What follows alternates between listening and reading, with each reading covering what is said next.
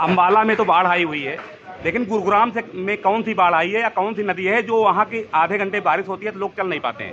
देखो, एक और मैं आप सबके प्रेस के साथ माध्यम से चाहता हूँ, हरियाणा में फ्लड कंट्रोल मीटिंग होती है। बारिश से पहले, बारिशों के 6 महीने पहले मीटिंग के बजट दिया जाता है, जहाँ पर जो सारे नाले हैं उनकी सफाई होती है, और जो कई जो जितनी भी ट्रिब्यूटरीज हैं, जो छोटी नदियां हैं, घग्गर, मारकंडा, जो नॉर्थ हरियाणा में ज़्यादा है, बाकी पूरे हरियाणा में उनके बांध की व्यवस्था की जाती है, उनको उनके एम्बैंकमेंट्स को मजबूत किया जाता है। पहली बार हुआ हरियाणा के इतिहास में कि मुख्यमंत्री जी ने इस साल फ्लड कंट्रोल बोर्ड की ना बैठक ली, ना कोई 1 रुपया भी आवंटित किया। गुड़गांव छोड़ो, पूरे हरियाणा में ही नहीं किया। तो ये दुख की बात है कि इनको किस तरीके से प्रदेश के अंदर मूलभूत सुविधाओं को सुनिश्चित किया जाए, उनका ध्यान ही नहीं है।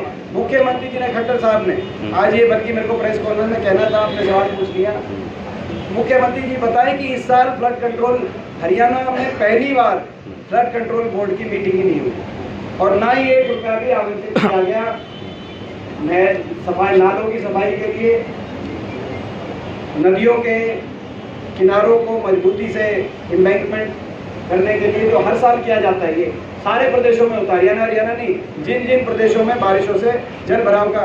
और जहाँ तक गुड़गांव की बात है, गुड़गांव को हमने बनाया था मिलेनियम सिटी, आपने गुड़गांव की बात की, मगर गुड़गांव को और मिलेनियम सिटी बनाया था फरीदाबाद को एक पूरे देश की एक इंडस्ट्रियल औद्योगिक राजधानी के रूप में विकसित करने के लिए हमने प्रयास किए थे, मगर इन्होंने इन दोनों को टूरिज्म का, मॉनसून टूरिज्म का सेंटर बना दिया। आप बगल में सुमित गौड़ जी नाव बेच रहे हैं सर।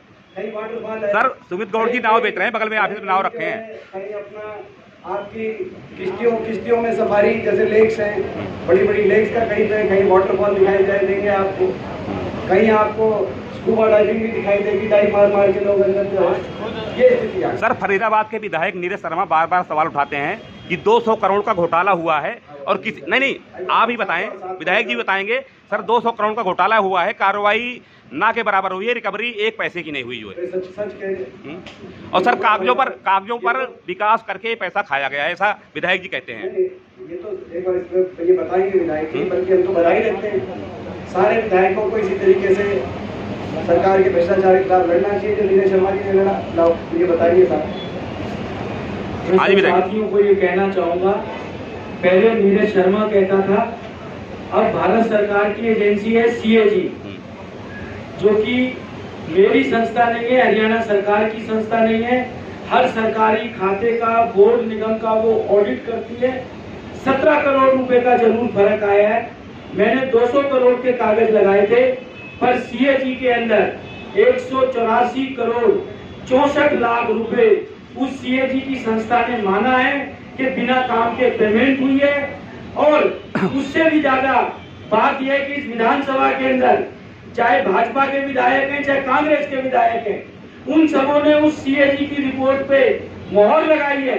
और डूब मरना चाहिए ऐसी सरकार को, ऐसे विधायकों को, ऐसे मंत्रियों को, जो सांसद के अंदर विधानसभा में छाती चौड़ा के कहते थे कि नगर निगम में 1 पैसे का घोटाला हो तो हम जिम्मेदार हैं। या तो वो CAG की रिपोर्ट झूठी है या उनका बयान झूठा है। अब नीरज शर्मा नहीं कह रहा, भारत सरकार कह रही है, इन्हीं की संस्था है, वो गवर्नमेंट की संस्था है, कोई प्राइवेट एजेंसी नहीं है। और इसी हरियाणा सरकार की विधानसभा ने लास्ट सेशन के अंदर, जो हमारा बजट सेशन था, उसमें CAG की रिपोर्ट को पास भी किया है। और सरकार रिकवरी कर क्यों नहीं रही है?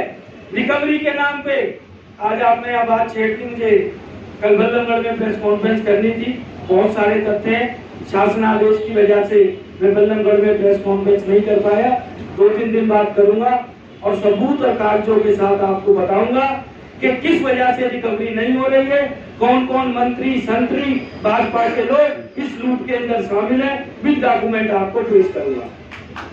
इसमें एक बात और पंडित जी की बात में जोड़ते हुए, फरीदाबाद एक ऐसा घोटाला है 200 करोड़ का कि निगम के दफ्तर में आग लग के वो कागज गुम होने का आग लगी ऐसा थी, उदाहरण, आग लगी थी एक बार जो आग लगी थी एक बार, लगी थी, अब लगाई गई या लगवाई गई कोई पता नहीं। भूपेंद्र जी, ये जांच का विषय है। जितने हमें चिंतित है इस बात में कि निगम के दफ्तर में आग क्यों लग रही है, उतना मीडिया भी चिंतित है, हमें पता है आप लोग भी चिंतित एमपी साहब आपके कुछ साथी कहते हैं, हमने चुनौती के साथ पीछे प्रेस कॉन्फ्रेंस भी करी थी और आज दोबारा चुनौती मैं दोहराता हूँ, ये सरकार 1.5 साल हो गया, निगम के चुनाव ड्यू हैं, ये किस बात से घबराई हुई है सरकार, चुनाव क्यों नहीं करी? इन्होंने ना रोजगार दिया ना विकास दिया, कम से कम लोकतांत्रिक अधिकार वोट डालने का जो हर नागरिक के पास होना चाहिए, निगम के चुनाव तो कराने का अपना वो अधिकार तो है, सरकार इनकी है, ऊपर भी है नीचे भी है, फिर भी निगम के चुनाव क्यों नहीं कराए जा रहे? आज नरकीय जीवन के लिए फरीदाबाद के नागरिकों को क्यों मजबूर किया जा रहा है? ना सफाई व्यवस्था, ना सीवरेज की व्यवस्था, ना पार्कों की वो स्थिति, सड़कों का क्या हाल है वो आप देखिए, जो सारा शहर खुला हुआ है।